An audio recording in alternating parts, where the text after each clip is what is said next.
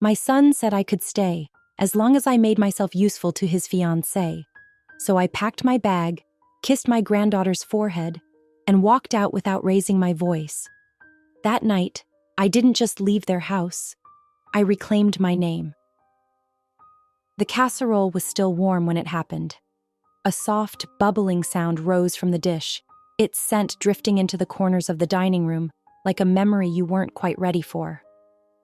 Lila giggled softly, a doll tucked beneath one arm as she clumsily folded her napkin into what she declared was a triangle spaceship. I smiled at her from across the table, letting the moment linger. And then Aaron cleared his throat. He wasn't looking at me. His eyes were fixed on his water glass, swirling it in slow, distracted circles. Lena sat beside him, perfectly upright, lips pressed into something polite but not warm. "Mom," Aaron began, "Lena and we've been talking." My hand paused on the casserole spoon. The room shifted. Nothing dramatic, just the smallest tilt of breath. Lena's voice took over. "We're about to be a family, Marianne. A new family, with rhythms, routines. We need a home that fits that." She placed her hand on her belly, more performance than affection. Aaron finally looked up. "We want you to stay. If you're willing to, help out. With everything. Meals, Lila's school stuff, keeping things running." Lena smiled, but there was steel behind it. More like a support role. Someone who can hold the house together while we're focusing on work and the baby. The words she didn't say hung louder than the ones she did. Helper. Not mother, not guest, not even person, really. I blinked, then slowly, deliberately, I placed the serving spoon back in the dish. Lila looked up, her eyes wide. "I'm not angry," I said. My voice didn't rise. It never did when it truly mattered. "I just need a moment." I stood, walked around the table and bent beside Lila. She reached for my hand without hesitation. "You'll always have my heart, little one," I whispered, brushing a kiss onto her forehead. "Always, no matter where I go." She tilted her head. "Are you going on a trip, Nana?" I nodded. "Just for a while." Then I walked to the coat rack, picked up my worn handbag, and slid my arms through the sleeves of my shawl. My steps were steady. My breath was quiet. I didn't glance back. Aaron said something as I opened the front door. My name, maybe, or just Mom. But I was already through, and the air outside was cold, but clear. That morning, the house had still felt like mine in tiny, scattered ways. I'd been in the kitchen since dawn, humming an old lullaby George used to strum on his guitar, soft and slow, the kind that lingers longer than it lasts. The apple crumble was nearly done. Cinnamon filled the kitchen. I even pulled out the pale blue apron Lila liked, the one with tiny embroidered stars across the front. She said it made me look like a baking wizard. Lila had sat at the counter, bare feet swinging above the floor, reading aloud from a book about whales. "Mama whales sing," she told me. I smiled and stirred. They do, so do Nanas sometimes. But even then, shadows had begun to lengthen. Lena had wandered in briefly, blinking at the flour-dusted counter. "Don't you think we're a little past lullabies and crumble?" she said, not unkindly, just dismissively. "Lila's got soccer now. Maybe we can try something with protein next time?" I nodded, but the warm scent began to feel like an intrusion. Later, I found the needlepoint pillow George had given me. The one with "you" are my always stitched in uneven navy thread, missing from the armchair. In its place, a minimalist beige cushion with the word "breathe" printed in lowercase script. The photos on the hallway shelf had shifted too. Where once sat Lila's preschool portrait tucked beside George's favorite fishing photo, now there was a curated row of abstract black and white landscapes. Stylish. Cold. I didn't say anything. I just made tea. But the stillness in the house had changed. It wasn't neglect. It was erasure, slow and subtle. When I asked Lena if she'd seen the framed picture of George and I in Acadia, she blinked. "Oh, that?"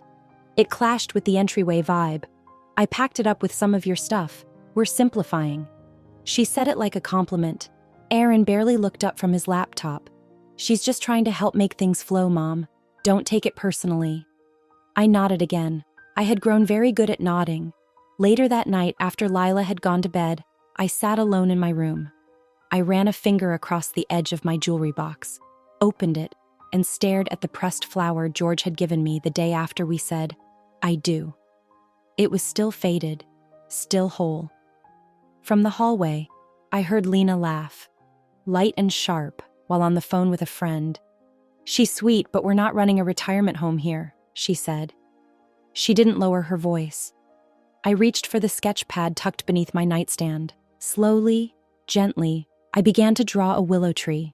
Long curved lines, a quiet shape that bent but never broke. I didn't cry. I just drew. It started with the boxes. They weren't mine.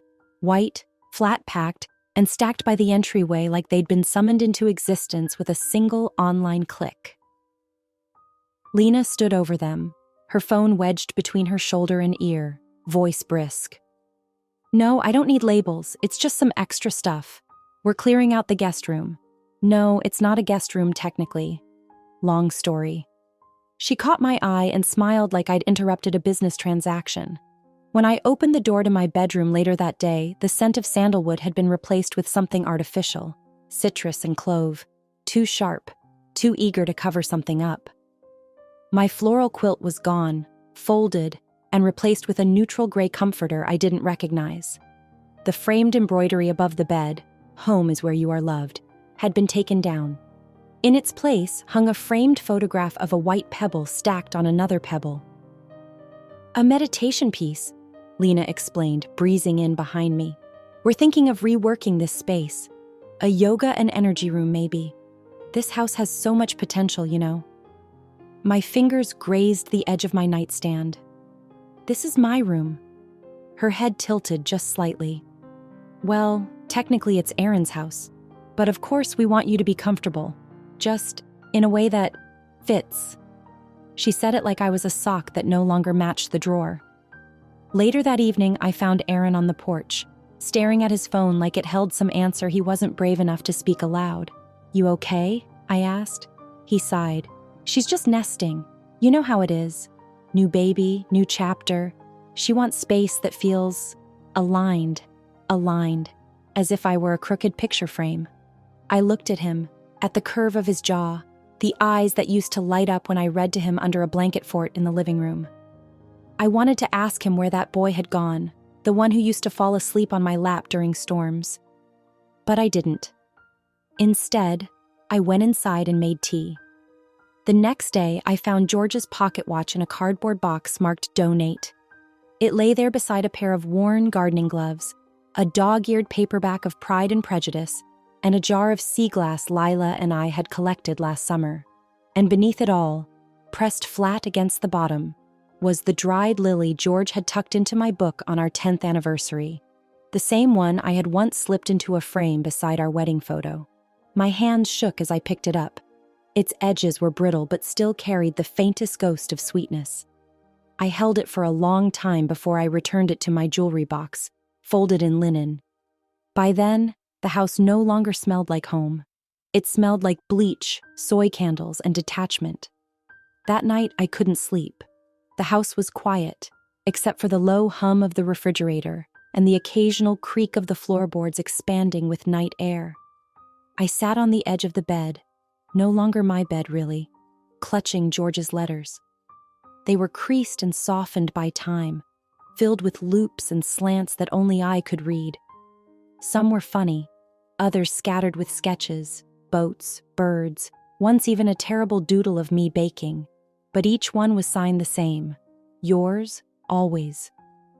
G. I read them slowly, letting them settle into the quiet. Then I reached for my sketchbook.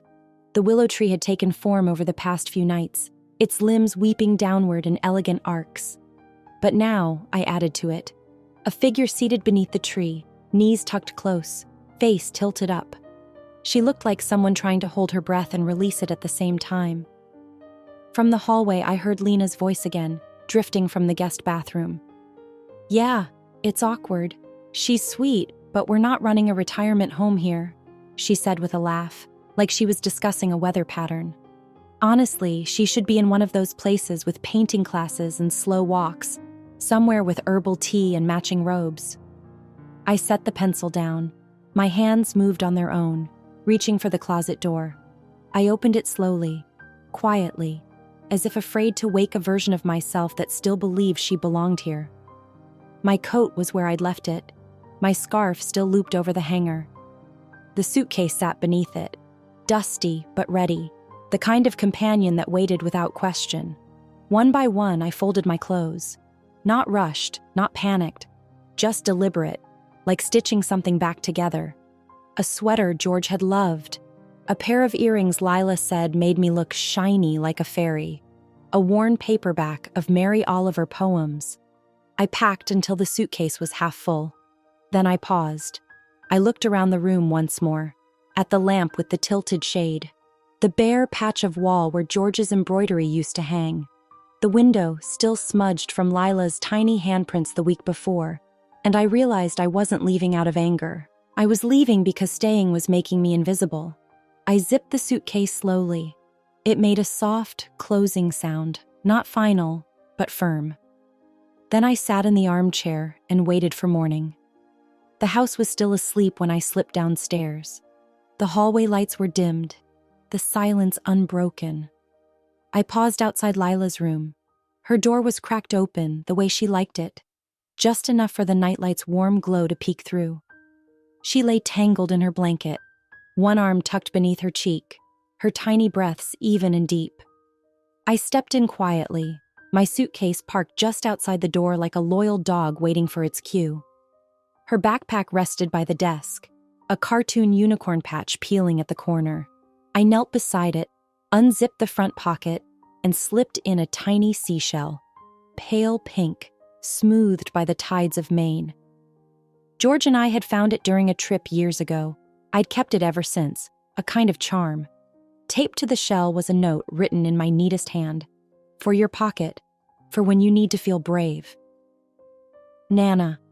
I kissed her forehead lightly. Her brow furrowed for a moment, but she didn't stir. I whispered into her hair, "You'll always have my heart, little one. Wherever I go, it's yours too." And then I stood. By the time I reached the door, the house had begun to wake. Pipes humming softly, a heating vent sighing from the wall. I didn't wait for Aaron or Lena. I didn't want a scene or explanations or anything else that might dull the clean edge of this moment. Outside, the sky was a soft gray, the kind of morning that promised no rain, but no sun either. Just a quiet in between. Ruthie pulled up 5 minutes later in her old blue sedan. It had a dent in the back fender and smelled faintly of peppermint and liniment. When she saw me waiting at the curb, her lips pressed into a firm line. Not unkind, but protective. "You sure?" she asked as I slid into the passenger seat. "Yes," I said, resting the suitcase on my lap. "I'm ready." She reached over, squeezed my hand once, and then pulled away from the curb. The house didn't shrink in the distance. It just stopped holding weight. Rose Hill Haven sat at the edge of town, where the roads turned narrow and the trees arched overhead like old friends. The building itself looked more like a restored farmhouse than a senior residence, painted in warm creams and soft greens, a porch wrapped around the front like a shawl. When we arrived, a woman in a plum cardigan greeted us in the foyer. "You must be Ms. Rivers," she said, offering a smile that reached her eyes. "We've been expecting you." I followed her down a hallway lined with framed poems and children's artwork. The carpet was thick, muffling our steps. Somewhere in the distance, a piano played, slow, delicate notes. My room overlooked the garden. It wasn't large, but it didn't need to be. The bedspread was soft and floral, the curtains sheer and the windows tall. Wind chimes outside the window danced faintly in the breeze, their song gentle and unhurried. There was a reading nook tucked into the corner with a small bookshelf already half-stocked. An old edition of Little Women caught my eye. "I thought you might like this view," the woman said, stepping aside. "It's perfect," I replied, my voice steadier than I expected. That first afternoon, I wandered. I passed a sunroom where 2 women played chess, a dining hall with real linens on the tables, and a corkboard pinned with event flyers. Poetry Circle Thursdays, Intro to Watercolors, Garden Club, and Jazz Night, with one ooh la la scribbled in the margin. It wasn't home, not yet, but it was not someone else's space either. It was mine to shape. At dinner, I sat alone until a voice cut through the clink of cutlery. "You're new." I turned. A woman, silver curls piled high, slid into the seat beside me without waiting for an invitation. She wore a velvet scarf like a badge of honor. "I'm Joanne," she said. 72, former jazz singer, terrible at knitting, great at raising hell. I laughed before I meant to. It felt good, like a sound my chest had forgotten. "And you?" "Marianne Rivers, 69, former teacher, current, I don't know yet." Joanne smiled like she understood. "You're not lost," she said. "You're just finally not giving everything away." Later that evening, I sat by the window and watched the sky deepen. Across the garden path, a few residents wandered slowly, talking with hands in pockets. No one rushed, no one shouted, no one rearranged someone else's life. The wind carried faint music again, someone on the piano in the community room, playing an old tune I hadn't heard in years. I wrapped my shawl tighter, let the sound wash over me, and whispered to the quiet room, this part is mine." 2 weeks after I moved into Rose Hill Haven, the voicemail came. I nearly deleted it without listening. The number wasn't saved. I assumed it was a doctor's office or maybe someone from the garden supply co-op trying to sell me compost tea. But something made me press play. "Mom?" There was a pause, long enough to hear his breath shift. "It's me. Lena's gone. She said she needed space. I don't understand it. She says it's because of how everything went down. Because of you, or not you. I don't know, I thought we were all doing what made sense." Another pause. "Lila's been asking where you are. I don't know what to tell her. I keep finding that shell you gave her in her coat pocket. She holds it like a secret." The message ended without a goodbye. I sat at my desk for a long time afterward, watching the garden sway outside my window. A blue jay had taken up residence in the lilac bush, fussing loudly over something only it understood. I reached for my stationery. The letter was short. "A mother gives, yes, but she is not a servant. I left not out of anger but out of love for myself." That love was long overdue. No flourish, no accusation, just truth, measured and gentle. The next morning I folded the letter, pressed it into an envelope, and walked it to the front desk. Mrs. Fletcher, the receptionist, slid her readers down her nose and smiled. "Outgoing mail?" "Yes, just one," I said. Afterward, I walked to the arts wing. The walls smelled faintly of turpentine and lemon oil. Joanne was already inside, arguing with someone about whether burnt sienna was a real color or just something invented to make brown sound poetic. I chose a blank canvas from the stack near the supply table and carried it to the window. I had a photo of Lila from last spring, standing barefoot at the edge of the tide, her toes sunk into wet sand, the wind tugging at her curls. I taped it to the easel. Then, with slow, steady strokes, I began to paint. It wasn't perfect. Her nose came out slightly too small, and the curve of her chin needed adjusting, but her hand, the one holding the pink seashell, looked just right, like she could feel its weight. I titled the piece Bravery Pocket-Sized. That afternoon, I walked back to my suite and pulled open the old accordion file George had once used for our tax papers. I sifted past faded receipts and property forms until I found the page I'd been drafting. The Willow Fund, a micro-grant for women over 60 pursuing creative projects, named for the tree I'd drawn again and again, the one that bent without breaking. I opened my laptop, something I hadn't done in months, and typed up the formal proposal. I didn't hesitate. When I signed the bottom, I paused for a second. Then I wrote it clearly. Marianne G. Rivers, artist, founder, woman. And for the first time in years, I didn't feel the need to follow it with Mom. Thanksgiving came with no fanfare. At Rose Hill, we didn't dress the tables with elaborate centerpieces or give speeches. There were warm muffins, roasted turkey, and porcelain bowls of cranberry compote. No one made a show of gratitude. It was in the way we passed butter without asking. In the way someone paused at the piano to play Autumn Leaves before dessert. After brunch, I took a walk along the garden path. Winter had started to whisper across the grounds. The roses had curled in on themselves, but the camellias still bloomed, pale pink against the graying sky, soft as promise. I paused beneath one and cupped a bloom gently in my hand. "This," I whispered to the petals, "this is mine now." Back in my suite, I found something unexpected resting on the windowsill. It was folded construction paper, no envelope. On the front, in thick crayon lines, was a drawing.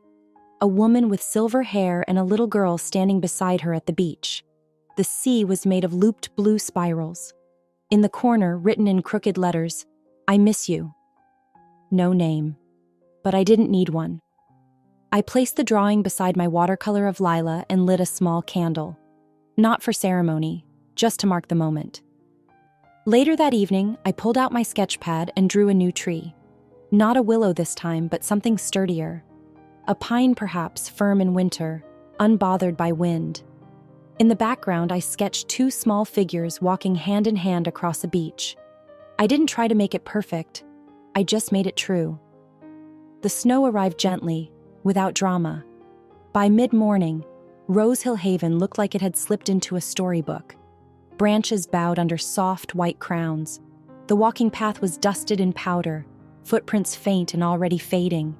There was no wind, only a kind of hush, as though the world had taken a long inhale and decided not to let it go just yet. Marianne wrapped her wool shawl tighter and stepped out into the cold. Her watercolor sketch pad was tucked neatly under her arm, the spine worn, corners softened from use. She wore her leather boots, scuffed at the toes, and the gloves Lila had once insisted were perfect Nana gloves because they were the color of cinnamon. She walked slowly, each step deliberate. At the edge of the garden path, she stopped beneath the winter camellia. It bloomed defiantly, delicate petals curled open despite the cold, pink as hope, steady as breath.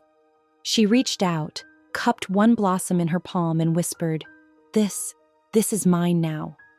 Not claimed with force, not begged for, just acknowledged. Behind her, inside the warmth of Rose Hill, the community hall buzzed softly. Someone tuning a violin, a kettle whistling faintly. Joanne's unmistakable voice arguing about sugar ratios in shortbread. Marianne turned, walked back through the doors and into her room. On the windowsill, waiting like it had always belonged there, lay another note. No envelope, no stamp, just a folded sheet of lined paper, worn and soft around the edges. The handwriting was familiar, unsteady, but unmistakably Aaron's. Inside, only a few words. "I was wrong." Below it, in a different hand, thick with crayon, "I miss you. Can I visit soon?" "Love," Lila Marianne read it once. She didn't cry. Instead, she reached for her drawer, the one where she kept George's letters, the letter from Travis that Meredith had once received in another lifetime. And now this, a new kind of mending, small and sincere. She placed the note beside the crayon drawing and sat at her desk. Her tea was still warm. Outside, the snow began again. Later that afternoon, she joined the others in the art room. Nora, the shy assistant from the local college, had brought in fresh canvases and a new prompt. "Paint something that only you could have made." Marianne smiled. She dipped her brush into the soft blue paint, the kind that looked like early morning skies and second chances. She didn't paint the old house. She didn't paint the day she left. She didn't paint the ache. She painted the camellia, blooming in snow. She painted the little hand holding a seashell. She painted herself, not from memory, but from presence. And when she signed the corner, she didn't hesitate. Marianne G. Rivers, artist, founder, woman, free.